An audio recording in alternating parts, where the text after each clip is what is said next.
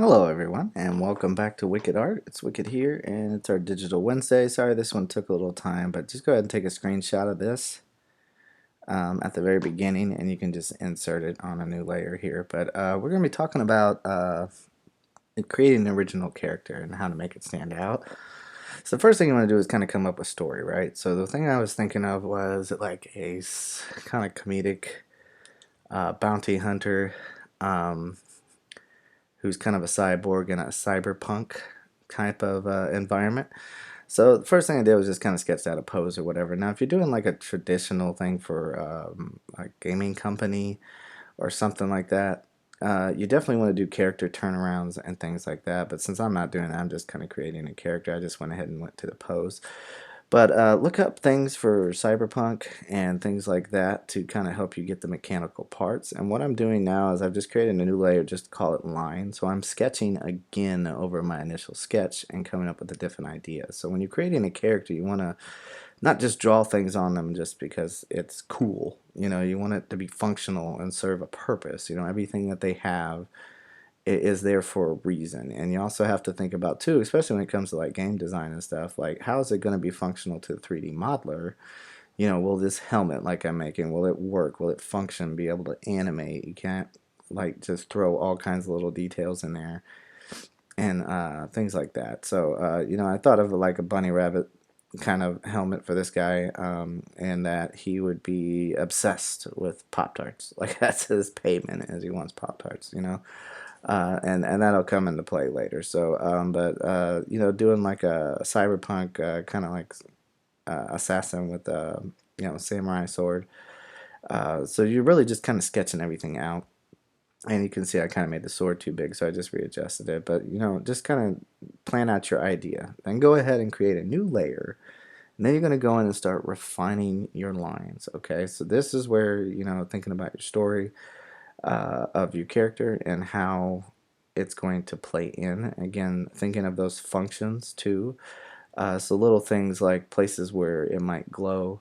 Cyberpunk has a lot of like neon kind of color lights and things like that. So just adding in different mechanical details that can really benefit a lot of detail with the character without taking away with too much complexity to it. With like I said, if you were doing it and somebody was going to model this later, like how much detail they would have to really put into that could drive a modeler crazy. But if they're proficient enough, I mean, they can go in and do whatever. So I wanted to think of different cybernetic parts. So like the hand on the left arm is completely cybernetic, but I put kind of that that punk look. So I gave him like fingerless gloves. Another feature would just be kind of like an urban design to this character. Um, so I gave him like kind of like shorts meets sweatpants kind of thing, where one leg is human, but the other one is mechanical, and it's visible. So again, thinking of things that aren't always symmetrical, more asymmetrical on the character can be helpful as well. Like the pouches I just put on the belt. It carries smoke grenades, things like that, poison darts, whatever. Again, it serves a purpose. It's there for a reason. I decided to make the right hand completely mechanical, so it goes all the way up into the sleeve. Some other features too, if you notice, I gave him kind of like a hoodie cutoff jacket. Again, going with that punk design, and then going in and just putting a t-shirt underneath that. But all those lines that are on the edge will be parts that glow. Kind of like if you think of like Tron Legacy and the way those clothes were set up, I took a lot of inspiration from that. Um, and then just kind of setting up the box of Pop Tarts down there that he finds after the kill. Like I said, he's a little bit kooky. Think of him kind of like a Deadpool like character. He's not really all there. So the next step, once you have all your details in, and your story's being told through the pose and the character's design, then you can start going in and adding more details to it. So I'm doing kind of like a comic booky sketch. And if you notice on the metallic parts, I'm just adding in this line work to give it that metallic feel to it. So when you do that, you could take examples from comic books. Like look at pictures of Colossus, or Doctor Doom, anything that has a metallic look to it, and you can quickly find out what shapes help you build up a metallic piece.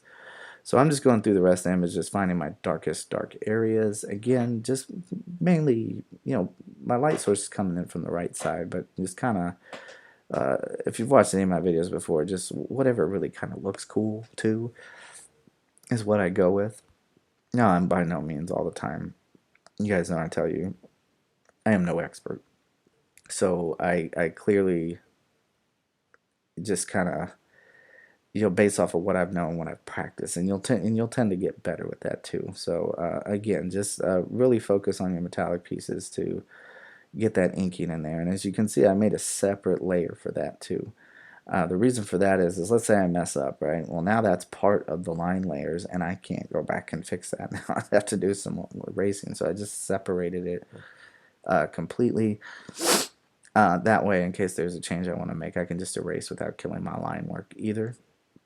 So little things too, with like the way the hand is placed over and the legs and stuff. That'll tend to garner more shadows as well too. So again, you want to with creating your own character, telling the story through it. You also want to make it look cool. So to get that silhouette. So if you do design a character, you want to do a turnaround. Do silhouettes first. Sketch them up real quick, and then just fill it in black and see what that outline looks like.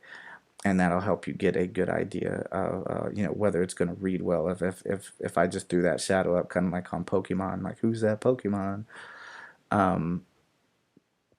Would people be able to recognize and go, yeah, that's that guy? So silhouettes can help a lot.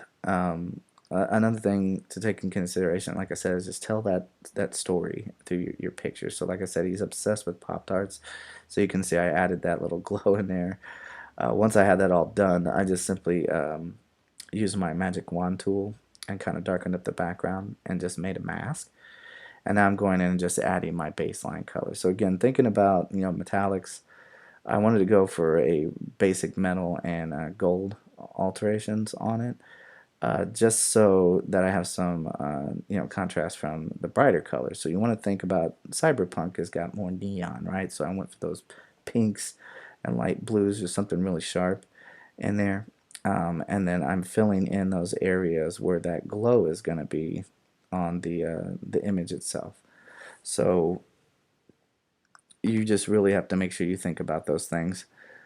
And because I want them to stand out, I decided to go with a black color for the hoodie itself, because it'll really help stand out, especially with the pink on there. But I didn't want to go too dark. I want things to still seem bright and have that kind of like, think of like spray paint kind of thing. So I went with a blue on the shirt. And then you want to stay consistent. Don't just throw in a bunch of random colors and it looks like Skittles. You want to make sure that you really get in there and plan those colors out, see which ones work together on the color wheel really well. Once you get done with all those color flats in there, you can simply just, like you can see right now, I'm just kind of filling in the Pop-Tart box. But once you get those done, you can just add a new layer and just kind of click on your old mask and just name it shadows. I dropped that down to 50%, and then you just start thinking about your lights coming in, and just start filling it in from there. I haven't gotten to it yet, but what's going to happen next is after that I'm going to make the background black, and then just go in there and add a glow layer, and just go in and make the inner glow white, and then pick your color for what you want the outer glow to be. That light that's going to be off of there is the one you're going to want to go with. So again, just for creating a character, like I said, just come up with that story first. What's going to be appealing, what's going to be unique about this character, and really make him stand out and make people love the character. And the drive, it kind of matches the personality of just being silly. Is that, like I said, he loves the Pop-Tarts. He's really fast. He's not really all there in the head either. And, just throwing that Pop-Tart in a box in there with, after the kill. So I'll put some, a little bit of blood in there on the ground. But yeah, that's that's really about it, is just come up with that story first and think of a good silhouette to really make the character stand out, and then give it a theme. Like I said, I went with cyberpunk, and then just think of things that have been done before, but then change it and switch it to make your own. Anyway, I hope you learned something. I'm sorry this took so long. I had some issues with the audio, but thank you for watching the video. Thank you for everyone who subscribed. I really hope you learned something from this, enjoyed watching the process. Till next time, keep on sketching, and I will see you in the next one. All right, bye.